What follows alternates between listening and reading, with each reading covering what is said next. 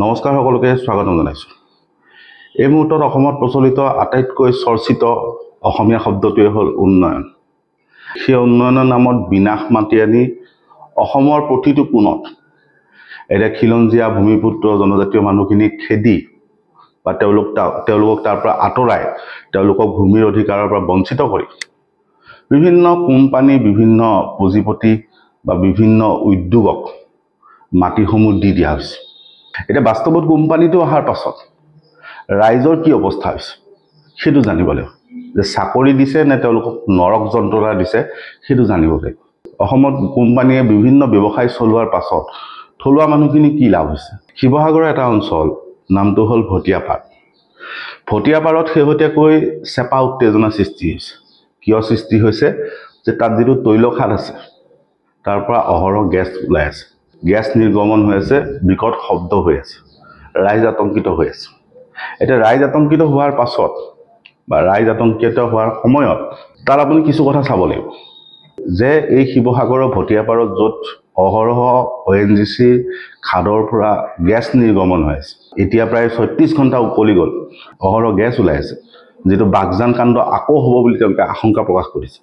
সেই সময়ত ৰাইজক তেওঁলোকে ব্ৰেকফাষ্ট দিব লাগিছে যে ইতিমধ্যে ৰাইজক প্ৰশাসনৰ ফালৰ পৰা জনোৱা হৈছে যে সেই য'ৰ পৰা গেছ ওলাই আছে সেই কাষৰ অঞ্চলটো খালী কৰি দিব লাগে। অৰ্থাৎ য'ত দুৰ্ঘটনাটো হৈছে তাৰ পৰা য'ৰ পৰা গেছ ওলাই আছে সেই অংশটোৰ পৰা বা সেই খাটটোৰ চাৰিওফালে থকা গাঁওকেইখন খালী কৰিবলৈ কৈছে।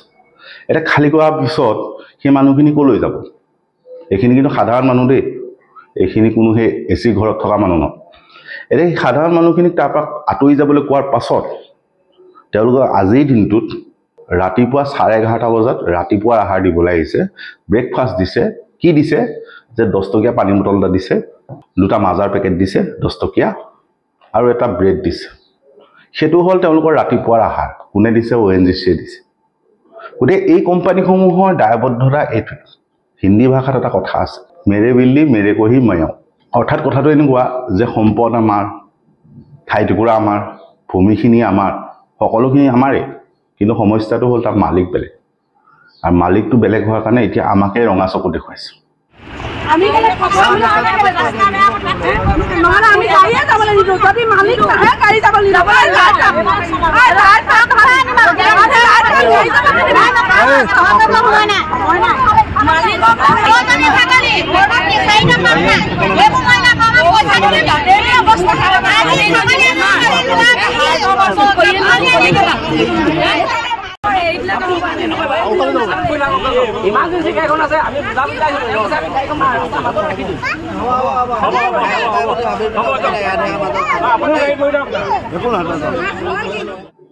যে চৰকাৰে ব্যক্তিগতকৰণৰ কথা কৈছে, কিন্তু ব্যক্তিগতকৰণ হোৱাৰ পাছত এইটো অৱস্থা যে তাত এটা অত্যন্ত আতংকময় পৰিৱেশ। যে তাত যিহেতু অহৰ্নিশে 36 ঘণ্টা ধৰি গেছ ওলাই আছে এই শিৱসাগৰ ভটিয়াপাৰা এই খাটটোৰ পৰা, গতিকে তেওঁলোকে আশংকা কৰিছে যে আকৌ বাগজান হ'ব নেকি। তেওঁলোকে ওপৰলাসকলে বেলেগ বেলেগ দায়িত্ব দি পিনি বেলেগ বেলেগক চমজাই পিনি তেওঁলোকে ৰং চাইছে আমাক, ৰাইজক। ৰং চোৱাৰ কথা নহয়, তেওঁলোকে অতি সোনকালে দিছে, অতি সোনকালে বন্ধ কৰক। ONGC, GM, GCM সকলো আহি ৰাইজৰ লগত কথা পাতক। আৰু তেওঁলোকে ONGC আৰু কোম্পানীৰ যিটো মালিকে আজিলৈকে ইয়াত দেখা দিয়াই নাই। তেওঁলোকে ভাবিছে কি ৰাইজ মৰি যাওক, আমি বাচো। তেওঁলোকে এটা কথা গাড়ীৰ ভিতৰত আহিছে, AC গাড়ীৰ ভিতৰত আহি পিনি AC লৈছে, AC গাড়ীৰ ভিতৰত আহি তাত গৈছে, আহিছে, চাইছে গৈছে। সেইবোৰ হ'লে হ'ব নেকি? ইয়াৰ ৰাইজৰ কি গতি হৈছে, কি বিলয় হৈছে, কেনেকুৱা গতি হৈছে, ONGCয়ে কোনো বিষয় কৰা নাই। ইয়াত যদি লাকুৱা গেলিকে হ'লহেঁতেন ইয়াত দা কটা লৰাই হ'লহেঁতেন, কিন্তু ভটিয়াপাৰা ৰাইজে তেনেকুৱা পৰিৱেশ আজিলৈকে হোৱা নাই। ONGCৰ নিজৰ ভুলৰ বাবে আজি আমাৰ ভটিয়াপাৰবাসী 700 জনসাধাৰণে সমস্যাত ভুগিবলগীয়া হৈছে। যাৰ কাৰণে ঘৰ বাৰী, নিজৰ পোহনীয়া জীৱ জন্তু সকলো ত্যাগ কৰি নিজৰ সৰু সৰু ল'ৰা ছোৱালীক টোপোলা বান্ধি আশ্ৰয় শিবিৰত আমি কি ধৰণে দিন পাৰ কৰিছোঁ, হয়তো ONGC আজি আমাৰ কোনো খবৰ লোৱা নাই। আজি 3 দিনে তেওঁলোকৰ কৰ্তৃপক্ষই আমাৰ লগত একো যোগাযোগ ৰখা নাই। আমি কি খাইছোঁ, কি বৈছোঁ বা কেনেধৰণে আমি জীয়াই আছোঁ, এই কথা তেওঁলোকে কোনো ধৰণে আমাৰ কোনো এজন মানুহৰ লগত তেওঁলোকে কোনো যোগাযোগ কৰা নাই। আমি এপৰলৈকে 8-10টা বাজি চাহ পানী অকণ খাবলৈ পোৱা নাই। ভাত কেইটামান দিছে প্ৰশাসনে, কিন্তু কি আৰু কয় বনগাঁও হাইস্কুলত দিছে, সেইখিনি কিমান টাইমত দিছে? 11টা বজাত। 11টা বজাততো আমি খাই বৈ শুয়ে যায় মানুহ, ল'ৰা ছোৱালী, সৰু ল'ৰা ছোৱালী খাই বৈ শুই গৈছে। সেইটো সময়ত কালি চাহ অকণমান দিছে 8:30 নে 9টা বজাত ৰাতি। সেইবোৰ সময়ত চাহ খোৱা হেৰি নহয় মানুহৰ। গতিকে এজন হাৰ্টৰ কাৰণে ঢুকাই গৈছে। সেইটো কাৰণে আমাক গোটেইখিনি আমাৰ মানে ONC আমাক মানে হেৰি ল'ব লাগে, প্ৰটেকশ্যন ল'ব লাগে, সোধ-পোছ কৰিব লাগে। এতিয়া বাস্তৱত কৰিছে যে তেওঁলোকে তাত পানী ছটিয়াইছে, সেইটো প্ৰশাসনৰ ফালৰ পৰা কৰিছে, কিন্তু তাত ONGC উপস্থিত নাই। তাত সমস্যাটো তাতোতকৈ ভয়াৱহ যে ONGC বুলি ক'লে আমি জানো oil and natural gas company, যিটো ভাৰত চৰকাৰৰ অধীনস্থ এটা ৰাজহুৱা খণ্ডৰ প্ৰতিষ্ঠান। সেই খাতটো বা সেই তেলৰ পুংটো বা সেই গেছৰ যিটো পুং, সেইটো ONGCয়ে নচলায়। ONGCয়ে সেইটো ভাড়াত দিছে, লিজত দিছে। SK পেট্ৰ বুলি এটা কোম্পানীক লিজত দিছে। এজন আগৰৱাল উপাধি শিৱসাগৰৰ এগৰাকী বহিৰাগতক লিজত দিছে। এতিয়া সেই মানুহজনৰ বা সেই কোম্পানীটোৰ সেই ধৰণৰ কাম কাজ চলাবলৈ যোগ্যতা কিমান, অভিজ্ঞতা কিমান। যিহেতু ধেমালি কথা নহয়, ভাতৰ লগত পানী খোৱা কথা নহয়, যে এটা অঞ্চলত তেওঁলোকে তেল বা গেছৰ সন্ধান পাইছে। এতিয়া পোৱাৰ পিছত তাৰ পৰা যদি তেল আৰু গেছ উলিয়াব লাগে সেই খাতটোৰ পৰা, সেই পুংটোৰ পৰা, তেতিয়া তেওঁলোকক অভিজ্ঞতাৰ প্ৰয়োজন। নহ'লে ড্ৰিলিং কৰোঁতে বা তেল বা গেছ উলিয়াওঁতে দুৰ্ঘটনা হ'ব পাৰে। এতিয়া যিহেতু ব্যক্তিগত কোম্পানীটোক দি দিলে, তেওঁলোকে নিজৰ মৰ্জিমতে কাম কৰিছে। মৰ্জিমতে কাম কৰিব যাওঁতে দুৰ্ঘটনা হৈছে। এতিয়া আটাইতকৈ মন কৰিবলগীয়া কথাটো হ'ল, সেই দুৰ্ঘটনাটো হোৱাৰ পাছত তাত ONGCৰ কোনো শীৰ্ষ বিষয়া উপস্থিত হয়। এই SK পেট্ৰ বুলি যিটো কোম্পানী আছিল সেইটোতো পলাই দিলে, তাৰ কোনো মানুহ তাত উপস্থিত নাই। তাত গোটেই যিটো পৰিস্থিতি সেইটো নিয়ন্ত্ৰণ কৰি আছে শিৱসাগৰ জিলা প্ৰশাসন আৰু আৰক্ষী। তাত কোম্পানী নাই, তাত কোম্পানীয়ে একো সহায় কৰা নাই। এতিয়া তাত কৰিছে কি যে প্ৰশাসনৰ ফালৰ পৰা তেওঁলোকে চাৰিওফালৰ গাঁওকেইখনক সতৰ্কতামূলকভাৱে খালী কৰিব কৈছে। এতিয়া গাঁও এখনৰ আপুনি যদি ঘৰ এখন খালী কৰিব লাগে, তেতিয়া কি খালী কৰিব লাগিব সেইটো কিন্তু ভাবি চাবলগীয়া, যে কি ধৰণে মানুহখিনিক অত্যাচাৰ কৰা হৈছে, কি ধৰণে মানুহখিনিক গিনিপি সজোৱা হৈছে, সেইটো আপুনি ভাবি চাব লাগিব। যে গাঁৱৰ ঘৰ এখন যদি খালী কৰিব লাগে, তেতিয়া মানুহকেইটা তাৰ পৰা গুচি গ'লেই নহ'ব। তেওঁলোকৰ গৰু থাকে, ছাগলী থাকে, গাহৰি থাকে ইত্যাদি, তেওঁলোকৰ এটা সম্পদ, এখন বাৰী থাকে, এখন বাগিচা থাকে। সেইটো যে খালী কৰিবলৈ কৈ দিয়ে হঠাৎ, তেতিয়াহ'লে খালী কৰি কি নিব? দ্বিতীয় কথা হ'ল যে যিটো স্থানত এতিয়া সাহায্য শিবিৰটো বহুৱাইছে, য'ত এটা কেম্প বনাই দিছে, এখন স্কুল লৈ তাতে কেম্প বনাই দিছে, মানুহখিনিক কৈছে আপোনালোকে ইয়াত থাকক। এতিয়া মানুহখিনিক কেম্পটো য'ত বনাই দিছে সেইটো সেই অঞ্চলটোৰ পৰা য'ত গেছ ওলাই আছে তাৰ পৰা 3 পৰা 5 কিলোমিটাৰ দূৰত। এতিয়া সেইটোলৈ মানুহ যাব কেনেকৈ, সেই প্ৰশ্নটো, সেই সুবিধাটো নাই। যে তেওঁলোকে যদি ঘৰখন খালী কৰি নিব লাগে, এই গোটেই বস্তুবিলাক যদি তেওঁলোকে লগত লৈ যাব লাগে, তেতিয়াহ'লে তেওঁলোকৰ এখন গাড়ীৰ প্ৰয়োজন বা তেওঁলোকক সেইখিনি সুবিধা কৰি দিব লাগে। এতিয়া মানুহখিনি যিহেতু খেতি কৰি খোৱা মানুহ, পশুপালন কৰি খোৱা মানুহ, সেইখিনি মানুহৰ হাতত সিমানখিনি সম্পদ নাই, সিমানখিনি ধন নাই যে এখন ট্ৰাক এখন ভাড়া কৰি তেওঁলোকে লৈ যাব। গতিকে তেওঁলোকে খোজকাঢ়ি গৈছে। ইতিমধ্যে আপোনালোকে জানে যে অসমত গ্ৰীষ্ম প্ৰবাহ চলি আছে। এই প্ৰখৰ ৰ'দত, এই প্ৰখৰ গ্ৰীষ্মকালত মানুহখিনি খোজকাঢ়ি আশ্ৰয় শিবিৰলৈ গৈছে 3 পৰা 5 কিলোমিটাৰ দূৰত। এতিয়া দ্বিতীয় কথাটো হ'ল যে আশ্ৰয় শিবিৰটো যিটো বনাই দিছে, সেইটো কোনে বনাইছে? জিলা প্ৰশাসনে। তাত ONGCৰ কোনো সহযোগ নাই, SK পেট্ৰ নামৰ কোম্পানীটোৰ সহযোগ নাই। তেওঁলোকে আচলতে খনন কৰি এই অঘটনটো ঘটাইছে, কিন্তু তেওঁলোকে দায়িত্ববোধ দেখুওৱা নাই। এতিয়া মানুহখিনি যে তালৈ গ'ল, মানুহখিনি যে আশ্ৰয় শিবিৰলৈ গ'ল, এতিয়া তেওঁলোকক খোৱা বোৱাৰ দায়িত্ব কোনে ল'ব? সেইটো হ'ল বৃহৎ প্ৰশ্ন। এতিয়া প্ৰশাসনৰ ফালৰ পৰা সমস্যাটো হৈছে শিৱসাগৰ প্ৰশাসনে, আৰক্ষী প্ৰশাসন হওক, সাধাৰণ প্ৰশাসন হওক, তেওঁলোকে সেই য'ৰ পৰা গেছ ওলাই আছে সেই অঞ্চলটোৰ পৰিস্থিতি নিয়ন্ত্ৰণ কৰিব নে আশ্ৰয় শিবিৰটো চাব? কাৰণ সেইটোত আৰক্ষীয়ে ঘেৰি পেলাবলগীয়া হৈছে, কাৰণ যিকোনো মুহূৰ্তত বাগজানৰ দৰে এটা কাণ্ড হ'ব পাৰে।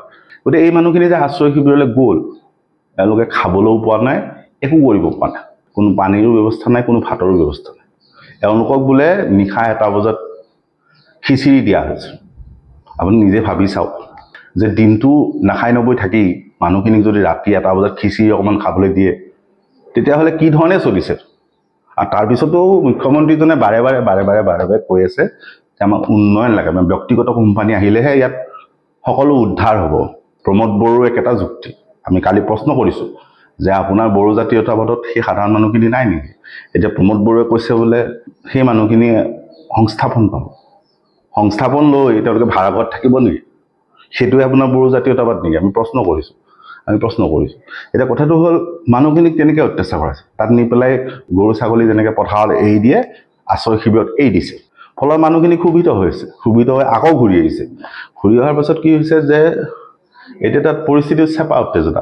কাৰো হাতত এইটো উত্তৰ নাই যে কি হ'ব, যে গেছ যে নিৰ্গমন হৈ আছে সেই নিৰ্গমন কেতিয়া বন্ধ হ'ব? বাগজানৰ দৰে পুনৰাবৃত্তি হ'ব নেকি? বাগজানত যিধৰণে বিস্ফোৰণ হ'ল সেই ধৰণৰ পুনৰাবৃত্তি হ'ব নেকি? মানুহখিনিৰ জীৱন আৰু জীৱিকাৰ যিটো নিৰাপত্তা, এই তেওঁলোকৰ যিখিনি সম্পদৰ নিৰাপত্তা, সেইখিনি সন্দৰ্ভতো তাত কোনো ধৰণৰ ব্যৱস্থা নাই, কাৰো উত্তৰ নাই। কেৱল ONGC কি কৰিছে, দিল্লীত বহি লৈ AC ৰুমত বহি লৈ প্ৰেছ ৰিলিজ দি আছে যে আমি আমুকটো কৰিছোঁ, তামুকটো কৰিছোঁ। কিন্তু আপোনালোকে নিজেই দেখিছিলে বাগজানত কি পৰিস্থিতি হৈছে। এনেধৰণেই চলিছে কোম্পানীৰ আগ্ৰাসন। তাৰপিছতো মুখ্যমন্ত্ৰীয়ে বিচাৰে যে কোম্পানী আহক, উন্নয়ন কৰক। এতিয়া তাৰপিছত এই শিৱসাগৰৰ ভটিয়াপাৰৰ যিখিনি ৰাইজ আছে সেইখিনি আতংকিত হৈ আছে। আতংকিত হোৱাটো স্বাভাৱিক, কাৰণ বাগজানত যিটো হ'ল তাৰপিছত মানুহখিনি আতংকিত হৈছে। কিন্তু এই মানুহখিনি আশ্বস্ত কৰিবলৈ, এইখিনি মানুহক অভয় বাণী দিবলৈ, এইখিনি মানুহক নিশ্চয়তা দিবলৈ কোনো নাই। এইটো হ'ল বাস্তৱ। কোম্পানী অহাৰ পাছত কি অৱস্থা হৈছে ৰাইজক, যে ৰাইজক গিনিপিক সজাইছে, তেওঁলোকৰ এক্সপেৰিমেণ্ট কৰিছে, পৰীক্ষা নিৰীক্ষা কৰিছে। বাকী ৰাইজ জহন্নামে যাওক, তেওঁলোকৰ কোনো আহে নাযায়। সেইটো হ'ল প্ৰথম। দ্বিতীয় হ'ল যে এটা বিষয়, নামটো হ'ল নদী বান্ধ। এতিয়া ইতিমধ্যে আপোনালোকে জানে সোৱণশিৰি নদী বান্ধৰ প্ৰকল্পটো নিৰ্মাণ প্ৰায় সম্পূৰ্ণ হৈছে, কিন্তু বৰষুণ দিলেই বান্ধটো লাহে লাহে খহি আহিছে। এতিয়া সেই ক্ষেত্ৰত দেখা গ'ল যে ৰঙানদী বান্ধটো যেতিয়া পানী এৰি দিয়া হ'ল, তেতিয়া লখিমপুৰত এটা ভয়াৱহ পৰিস্থিতিৰ সৃষ্টি। 16খন গাঁও 3 ঘণ্টাত উটি গ'ল। এতিয়া ৰঙানদীৰ বান্ধৰ পানীয়ে যেতিয়া বিভীষিকাৰ সৃষ্টি কৰিলে, তেতিয়া তাত জাতীয় সংগঠন উপস্থিত হ'ল। যেনে বুলি ক'লে TMPK, এই কিবা সেনা বুলি সংগঠন এটা আছে, তেওঁলোকে প্ৰতিবাদ কৰিলে। এতিয়া মোৰ প্ৰশ্নটো হ'ল যে তেওঁলোকে যে প্ৰতিবাদ কৰিলে, প্ৰতিবাদ কৰাৰ পিছত ব্যৱস্থা কি হ'ল? কাৰণ আন্দোলনটো কৰিলেইতো নহ'ব, তাৰ ফলাফলটো কি আহিল? যে তেওঁলোকে যে NSPC গো বেক বুলি ক'লে, তেওঁলোকে যে নদী বান্ধ গো বেক বুলি ক'লে, ৰঙানদী বান্ধৰ বিৰুদ্ধে প্ৰতিবাদ কৰিলে, তাৰপিছত ব্যৱস্থা কি হ'ল? পানী যে তেওঁলোকে এৰি দিলে, সেই ক্ষেত্ৰত ব্যৱস্থা কি হ'ল? মুখ্যমন্ত্ৰীয়ে কেৱল মাতি নি তেওঁক 2-4টা কথা ক'লেইতো নহ'ব, কাৰণ সেই পৰিস্থিতিটো আকৌ হ'ব। আকৌ বৰষুণ দিলে একেটা পৰিস্থিতিয়ে হ'ব। তাৰ সমস্যাটো সমাধান কি? যে তেওঁলোকে মন গ'লেই যদি এনেকৈ পানী এৰিবলৈ আৰম্ভ কৰে, এনেকৈ যদি গোটেইখিনি পানী এৰি দিয়ে, তেতিয়া আকৌ লখিমপুৰত বিভীষিকা হ'ব, আকৌ বৰষুণ হ'লে আকৌ একেটা অৱস্থাই হ'ব। এতিয়া এই সংগঠনখিনিলে আমাৰ প্ৰশ্নটো সেইটো যে আপোনালোকে সেই NIPCO হওক, NSPC হওক, সেই নদী বান্ধৰ কৰ্তৃপক্ষ হওক বা চৰকাৰ হওক, তেওঁলোকৰ লগত আলোচনা কৰিলেনে? সেই বান্ধটোৰ ক্ষেত্ৰত কি ব্যৱস্থা ল'ব? সেই বান্ধটোত পানীখিনি এৰি দিয়াৰ ক্ষেত্ৰত কমিটিখন আছেনে? যিখন কমিটিৰ কথা বাৰে বাৰে ৰাষ্ট্ৰীয় সেউজ প্ৰাধিকৰণে কৈ আহিছে, পানীৰ ক্ষেত্ৰত এখন কমিটি থাকিব লাগে, মেনেজমেণ্ট কমিটি থাকিব লাগে। সেই কমিটিখন গঠন হ'লে TMPK এদিন আহি পেলাই লখিমপুৰত চিঞৰ বাখৰ কৰি দিলেতো নহ'ব। তাৰ ফলাফলটো কি হ'ল সেই উত্তৰটো দিয়ক। দ্বিতীয়তে এইটো উত্তৰ দিয়ক, যিটো কথা আমি বাৰে বাৰে সুধি আছোঁ, যে নদী বান্ধৰ আন্দোলনটো কিয় বন্ধ হ'ল? সোৱণশিৰি নদী বান্ধৰ বিৰুদ্ধে যিটো আন্দোলন আছিল, সেইটো কিয় বন্ধ হ'ল? সেই উত্তৰটো সমুজ্জ্বল ভট্টাচাৰ্যই দিয়ক, সেইটো উত্তৰ অখিল গগৈয়ে দিয়ক, সেইটো উত্তৰ TMPK দিয়ক, পদ্মলোচন দলে এতিয়া BJP নেতা তেওঁ দিয়ক। এই গোটেই নেতৃত্বই দিয়ক যে নদী বান্ধটো কেনেকৈ সম্ভৱ হ'ল। তেওঁলোকেই প্ৰতিবাদ কৰিছিল, BJPয়েও আনকি প্ৰতিবাদ কৰিছিল নদী বান্ধ হ'ব নালাগে। এতিয়া নদী বান্ধটো কেনেকৈ সম্পূৰ্ণ হ'বলৈ পালে, তেওঁলোকৰ প্ৰতিবাদটো কি হ'ল? এতিয়া সেই ক্ষেত্ৰত লখিমপুৰ ৰাইজে এটা নতুন অভিযোগ দিছে। আমি এইটো শুনি অকণমান আচৰিত হৈছোঁ যে বৰ্তমান সময়ত ৰঙানদী প্ৰকল্পৰ বিৰুদ্ধে যি ধৰণৰ প্ৰতিবাদ হৈছে, তাত যিখিনি সাংবাদিকে খুব বাতৰি পৰিৱেশন কৰি আছে, সেইখিনিৰ মাজৰ এচামে এই সোৱণশিৰি নদী বান্ধ প্ৰকল্পটোৰ নামত বোলে খুব মোটা অংকৰ ধন অৰ্জন কৰিছে।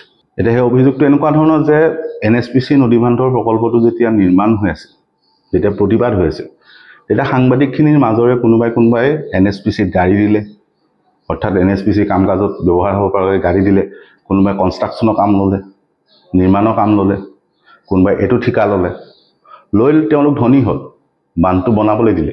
তাৰপিছত এতিয়া যেতিয়া ৰঙানদী প্ৰকল্পটো নিৰ্মাণ হৈছে, এতিয়া তেওঁলোকে তাত চিঞৰ বাখৰ কৰিছে।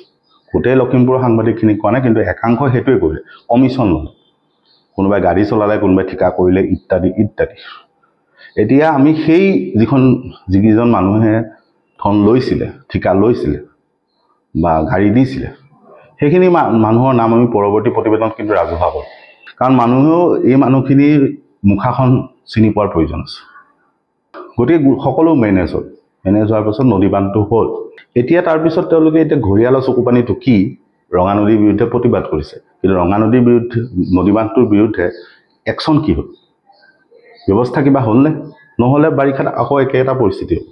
এটা আটাইতকৈ গুৰুত্বপূৰ্ণ কথাটো হ'ল যে তেজপুৰৰ পৰা পাছিঘাট পৰ্যন্ত যিমান পাহাৰ আপুনি দেখিব গোটেইখিনি বালি মাটিৰ পাহাৰ হোৱাৰ কাৰণে বৰষুণত সেই পাহাৰসমূহ খহি আহে। এতিয়া তেনেকুৱা এটা অঞ্চলত যদি নদী বান্ধটো নিৰ্মাণ কৰিছে, তাৰমানে সেই নদী বান্ধটো ভাঙি যোৱা খহি যোৱাটো নিশ্চিত, সেইকাৰণে বৰষুণ দিলেই খহি যায়। এতিয়া তাত অভিযোগ অনুসৰি ৰাইজে কৰা অভিযোগটো এনেকুৱা ধৰণৰ যে তেওঁলোকে এটা অংক কৰিছে যে ইমান দিন নদী বান্ধটো বনোৱাৰ পাছত নদী বান্ধটো নিৰ্মাণ কৰোঁতে নদী বান্ধ কোম্পানীটোৰ এটা বৃহৎ অংকৰ ধন খৰচ হৈছে, হাজাৰ কোটি টকা খৰচ হৈছে। এতিয়া তেওঁলোকে অংকটো কৰিছে যে মানুহ লাগিলে মৰি যাওক, তেওঁলোকৰ আহে নাযায়, তেওঁলোক কোম্পানী, তেওঁলোকে উপাৰ্জন কৰিব লাগিব, তেওঁলোকে লাভাংশ ল'ব লাগিব। গতিকে তেওঁলোকে এটা লক্ষ্য ধৰি লৈছে।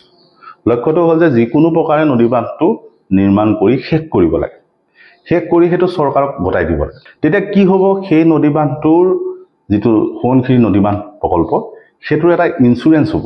কথাটো জানি আচৰিত হ'ব যে সেই নদী বান্ধটোৰ এটা ইঞ্চুৰেঞ্চ হ'ব।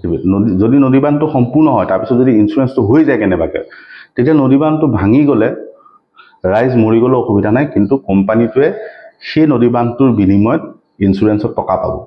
এতিয়া সেইটো অংকলে তেওঁলোক নামিছে। এতিয়া তেনেকুৱা ধৰণৰ অংক এটাও চলিছে, কিন্তু তাৰপিছতো এই জাতীয় সংগঠনবিলাকে মনে মনে আছে। যে কিয় মনে আছে, কোনে ললিপপ খালে, সেইটো আপোনালোকেও জানে বহু কথা।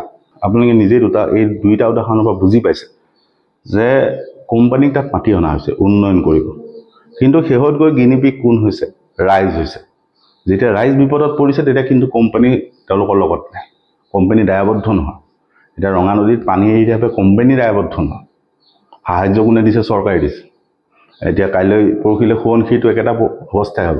কিন্তু এইখিনি মানুহকে সপোন দেখুওৱা হয়, উন্নয়নৰ সপোন, বিকাশৰ সপোন ইত্যাদি। গতিকে ৰাইজে ভাবি চাওক যে উন্নয়ন নে বিনাশ চলি আছে। ধন্যবাদ।